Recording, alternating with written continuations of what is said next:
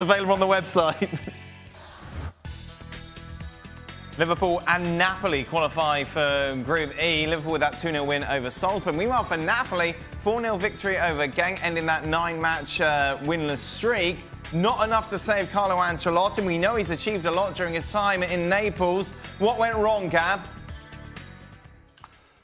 Well, this goes back probably to late September, early October.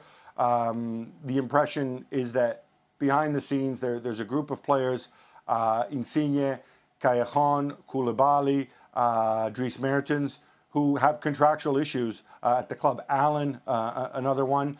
And after a poor result, you'll recall the whole thing where the club wanted to send them to training camp. The players rebelled. Ancelotti actually went to the training camp by himself, or remained in the training camp by himself while everybody went home.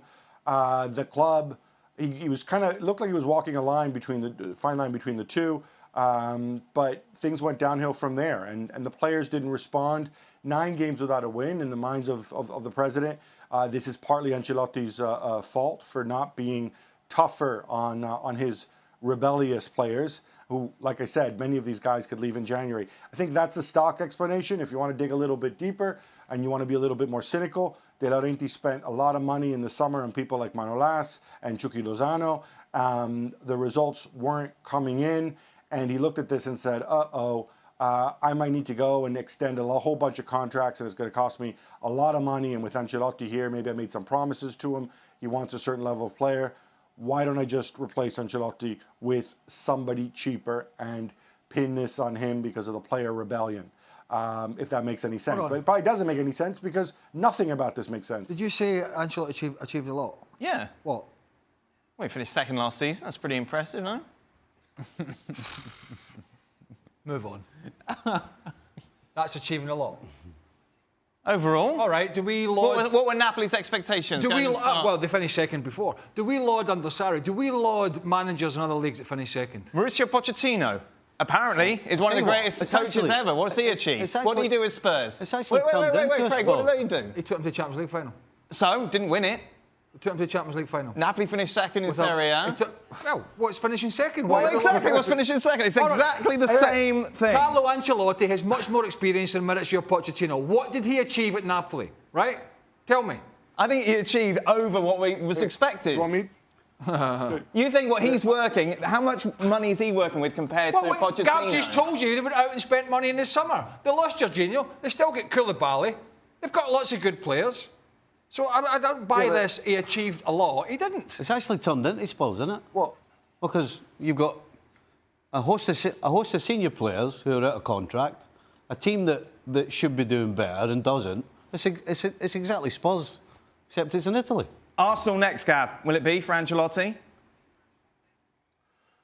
I don't know. I mean, as I understand it, there's been no official contact whatsoever, which makes sense because he was under contract until... about 15 minutes ago. There's no question. I think Ancelotti's been very clear about this. He'd love to come back to the Premier League. Equally, I think Arsenal, from what we understand, they'd hoped that Freddie Ljungberg could see them through to the end of the season, that they wouldn't be rushed into a decision. I think Arsenal have to answer some pretty big questions first about what kind of club they want to be and sort of what the longer-term plan is. Maybe decide, what players in their squad are worth keeping around, which ones are worth letting go. I think Arsenal would prefer not to be rushed into making any kind of decision. And Gattuso is going to take over at Napoli? That's been reported. And when I speak of a cheaper guy and downgrading, that's the idea. It's not a knock on Gattuso. Obviously, last year at Milan, they came very close to qualifying for the Champions League after all the difficulties that they'd had. But yeah, it does seem as if Gattuso will be announced on Wednesday as the new manager. Meanwhile, Liverpool against Salzburg. This was a fun match. Lots of chances for both teams. In the end, Liverpool getting done. Of course, they had to avoid losing to guarantee a place in the knockout stages. They did it, Stevie. All good? Yeah, I mean, up until the first goal, there was a few moments where I was a little concerned.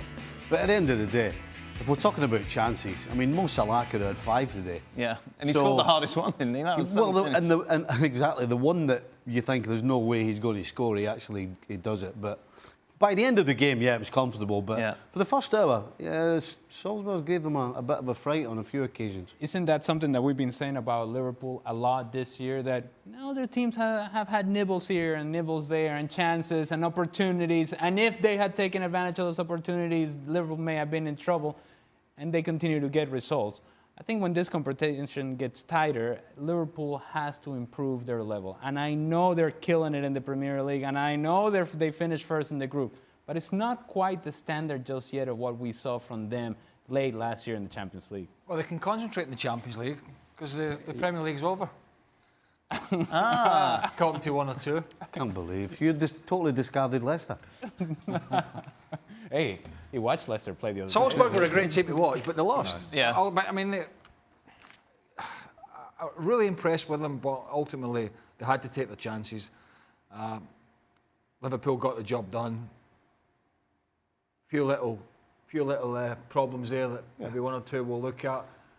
I don't know, but in the bar, it's done and dusted. Forget about it. That's it. Forget about that. Right, fine, done.